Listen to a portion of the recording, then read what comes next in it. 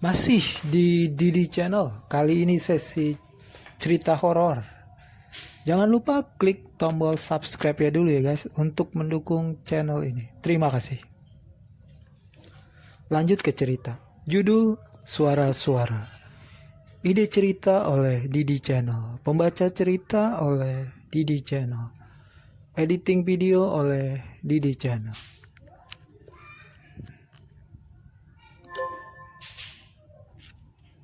Sudah 1 bulan lamanya Edo berdiam diri di kamar kosnya di Jakarta Selatan.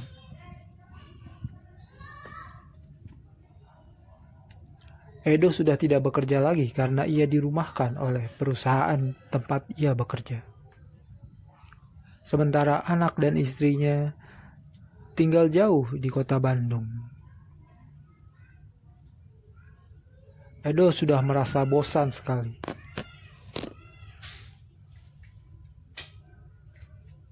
Ia sudah merasa bosan sekali berada di rumah kontrakannya selama ini.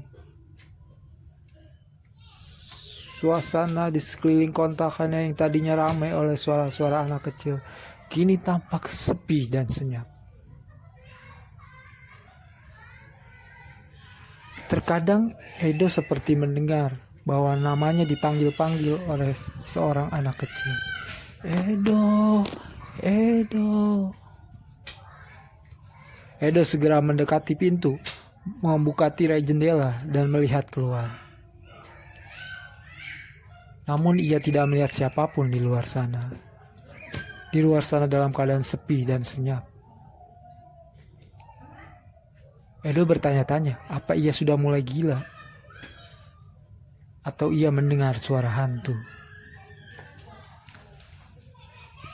Malam itu Edo sudah makan.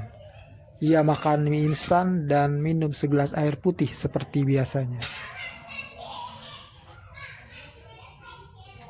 Setelah makan, Edo duduk di atas ranjang dan menatap cicak di dinding sebagai hiburannya.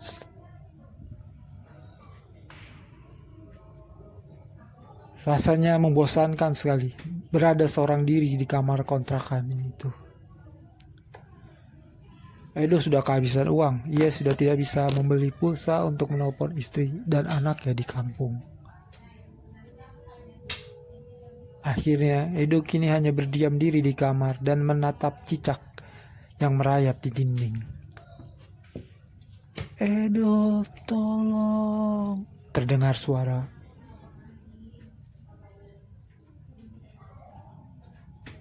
Edo menoleh ke kiri dan ke kanan.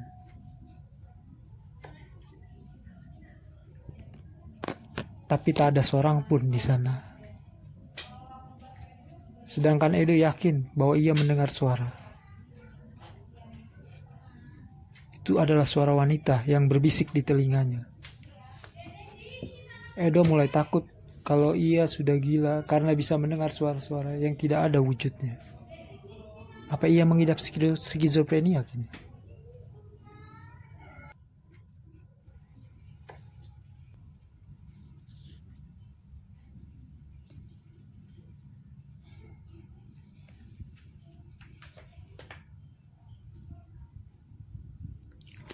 Edo kembali menatap cicak di dinding. Cicak itu sudah tidak nampak lagi di dinding.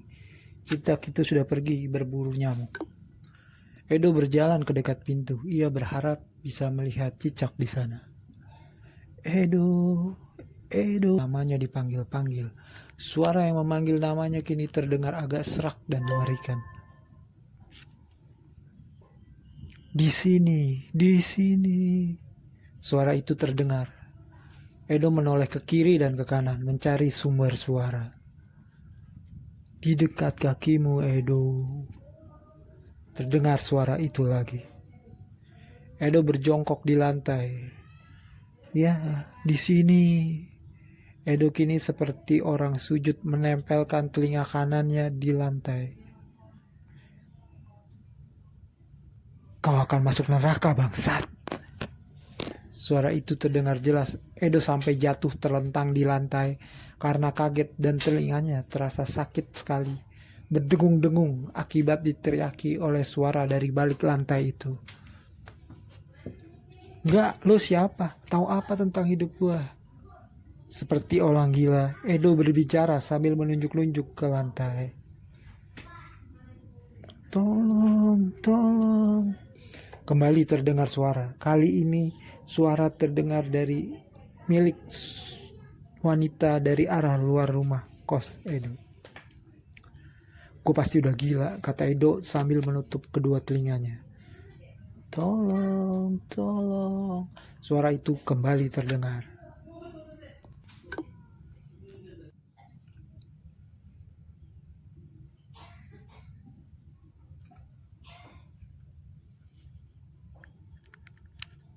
Edo mengabaikan suara-suara di kepalanya sampai ia tertidur. Esok paginya Edo bangun dengan perasaan lebih tenang. Hari itu Edo harus keluar rumah untuk membeli stok mie instan di rumahnya yang sudah mulai habis. Edo sudah mandi pagi-pagi sekali. Edo kemudian keluar rumah kontrakannya pada pukul 8 pagi. Dari kontrakannya ke jalan besar perlu waktu 5 menit melewati banyak gang-gang kecil yang kanan kirinya terdapat rumah-rumah warga. Saat tiba di pinggir jalan besar, Edo melihat pria berseragam polisi sibuk membentak-bentak warga yang berkerumun. Ini lagi lockdown, lagi PSBB, jangan kumpul di sini. Di balik kerumunan warga dan polisi yang membentak-bentak itu, ada sebuah mobil ambulan dan mobil polisi. Ada apa, Pak? Tanya Edo pada pria parubaya yang tadi dibentak-bentak oleh polisi karena berkerumun. Ada pembunuhan. Apa? Pembunuhan? Iya, korbannya wanita muda masih 20 tahun. Ditusuk di leher oleh pelaku yang merampas HP-nya saat ia turun dari ojek online yang ditumpanginya. Kejadiannya kapan, Pak? Kata polisinya sih semalam korban ditemukan warga sekitar jam 12 sedang teriak-teriak minta tolong. Apa? Jadi suara yang gue dengar semalam itu adalah suara wanita ini, kata Edo dalam hati. Ia bergegas mendekati mobil ambulan yang pintu bagian belakangnya masih terbuka. Dan ia bisa melihat kini wajah wanita cantik namun sangat pucat dengan kedua mata terbuka dan melotot. Sekian, terima kasih. Jangan lupa subscribe Didi Channel.